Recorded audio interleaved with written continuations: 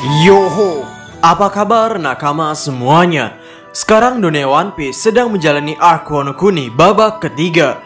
Babak dimana dimulainya perang di Onigashima, sebuah perencanaan penyerangan yang sudah direncanakan dan disiapkan selama 20 tahun lamanya.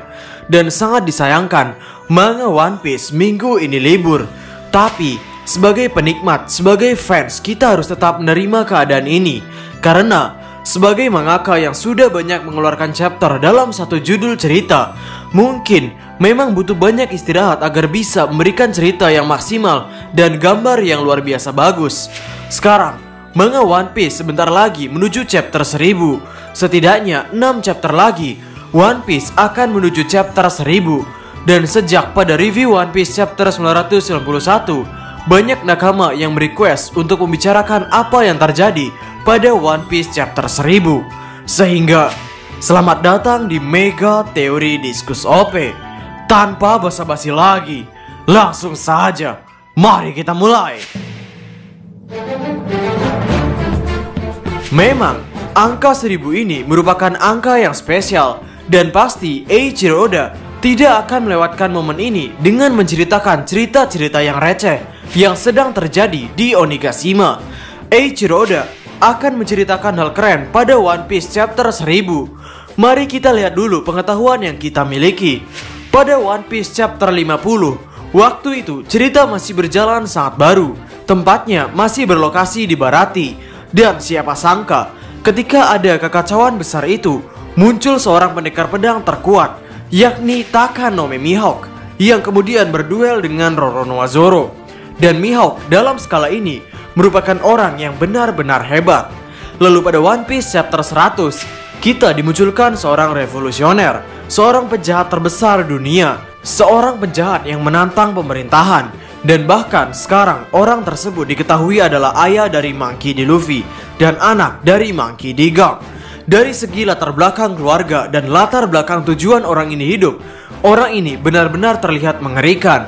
Dan pada One Piece chapter 500, ini merupakan momen yang paling kami sukai, yakni di One Piece chapter 500, tidak ada orang yang menyangka bahwa kita akan dimunculkan orang yang pernah berlayar dengan bajak laut Roger. Bukan hanya itu, dia adalah kru pertama dari bajak laut Roger dan juga sang tangan kanan Goldie Roger, yakni Silver Sreleng. Ya, di momen chapter 500 itu muncul, kami belum terlalu mengikuti manganya. Kami baru menonton animenya saja. Tapi kami yakin bagi orang-orang yang menyaksikan chapter 500 pas pertama kali rilis, pasti merasakan sebuah ketegangan dan perasaan yang tidak disangka-sangka bahwa ternyata pria ini adalah mantan kru pertama bajak laut Roger. Dari 3 kejadian di atas, kita bisa melihat bahwa dalam angka-angka genap ini, Eiichiro Oda akan memunculkan karakter yang benar-benar gila. Sekarang, ada satu poin yang harus kita ambil dari kemunculan ketiga karakter tersebut. Dalam kemunculan mereka, di chapter-chapter sebelum mereka dimunculkan, sebenarnya tidak ada satupun dalam cerita yang menyinggung bahwa mereka akan muncul. Dan memang, sebelum chapter-chapter tersebut, Eiichiro Oda hanya berfokus pada cerita Luffy dan kawan-kawan, tidak pernah berpindah-pindah. Pada awalnya, kami sempat ingin mengatakan bahwa bisa saja kali ini pada One Piece chapter 1000 akan dimunculkan atau diperlihatkan wujud dari Dr. Vegapunk. Lalu ketika kami mengingat-ingat, Vegapunk pada arc Wano Kuni ini pada chapter 900-an sudah disinggung oleh Orochi, sehingga mungkin tidak akan terlalu terkejut jika hal itu dimunculkan. Lalu kami berpikir lagi, dan mungkin Akainu memberikan lampu hijau untuk Admiral Green Bull atau Admiral Kizaru untuk ikut bertempur di Wano Kuni. Lalu kami ingat-ingat lagi, pada Akriveri, ternyata Green Bull sudah dimunculkan pada chapter 900-an. Jadi ini sudah bukan kejutan lagi jika pola angka genap ini akan memunculkan karakter yang tidak kita duga-duga, maka kita hanya akan bisa berspekulasi. Tapi bagaimana jika karena di chapter sebelum chapter 1000, yakni di chapter 900-an sudah dimunculkan banyak sekali kejadian-kejadian atau orang-orang gila yang benar-benar hebat? Bagaimana jika ini akan menjadi momen di mana seluruh karakter yang disebutkan pada One Piece chapter 900-an mendapatkan jatah untuk diperlihatkan wujud dari manusianya, seperti Im Sama yang pada Akriveri masih dalam bentuk siluet, Vegapunk yang sejak Aksa Baudi sampai sekarang belum pernah dimunculkan wajahnya. Lalu Admiral Green Bull, dan yang paling menarik adalah wujud dari bajak laut Rocks. Kenapa kami yakin pada One Piece chapter 1000 ini akan dimunculkan seluruh wajah orang-orang ini? Karena pada rapat Reverie kemarin, ternyata Sabo, salah satu anggota pasukan revolusioner ini, mengacau rapat dan bertarung dengan dua admiral. Sehingga jika mendapatkan cerita yang kembali pada Pulau Marijoa, bisa saja nanti Im Sama dimunculkan dengan wajah yang terlihat, Green Bull yang dimunculkan wajahnya, dan kemudian ia menyinggung nama Dr. Vegapunk. Mengingat pada chapter ketika ia berbicara dengan Iso itu, Green Bull terlihat mengenal sang pak tua Vegapunk. Lalu bagaimana ceritanya memasukkan nama Rocks di titik ini? Orang-orang di Marijoa mungkin masih ingat dengan cerita bahwa dulu ada yang pernah bertempur dan mencoba menantang pemerintah dunia. Namanya adalah Rocks di Sebek. Sehingga mereka akan menyimpulkan bahwa penyerangan pasukan revolusi yang terang-terangan ini bukanlah kali pertamanya bagi pemerintah dunia. Karena sebelumnya mereka sudah pernah diserang terang-terangan oleh bajak laut Rocks.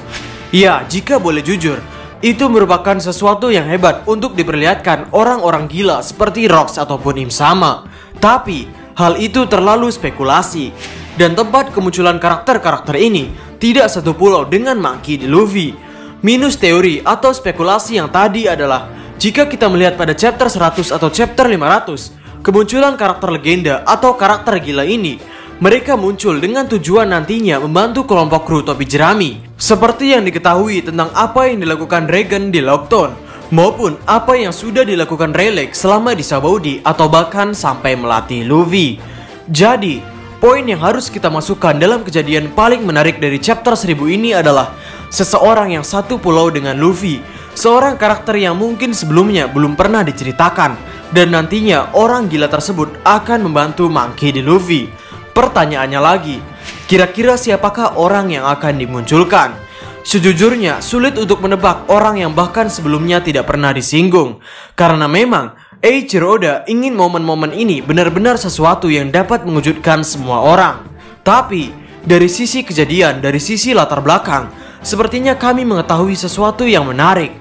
Bagaimana jika orang yang akan dimunculkan pada One Piece chapter 1000 itu merupakan orang yang mencoba untuk membalas dendam Oden Kozuki namun gagal. Ia menyerang Kaido sendirian, namun dikalahkan dan kemudian dipenjara selama belasan tahun dalam penjara pribadi di Pulau Onigashima. Karena jika kita melihat dari One Piece chapter 500, orang yang dimunculkan untuk membantu Luffy ini, yakni Rayleigh, ia sedang dalam kondisi ditahan, meski ia bisa melarikan diri secara mandiri. Dan kemudian ia benar-benar ingin bertemu dengan Monkey D. Luffy. Sehingga kasusnya mungkin akan mirip. Namun bedanya, orang yang ditahan di pulau pribadi Onigashima ini belum tahu siapa orang yang akan menjadi pembuka gerbang Wano Kuni, dan siapa yang akan menjadi the next Goldie Roger. Kami pikir setidaknya orang yang dulunya pernah berlayar bersama Roger akan ada di sana, seperti Skopper Gaban. Namanya belum pernah disinggung oleh karakter manapun. Namun ketika bajak laut Roger diceritakan dalam cerita ini, karakter Skopper Gaban akan ada di sana. Ini akan relevan kemunculan Skopper Gaban dan tujuan ke depan kelompok kru topi jerami, yakni menumbuhkan Road Poneglyph terakhir dan mencapai Laftel.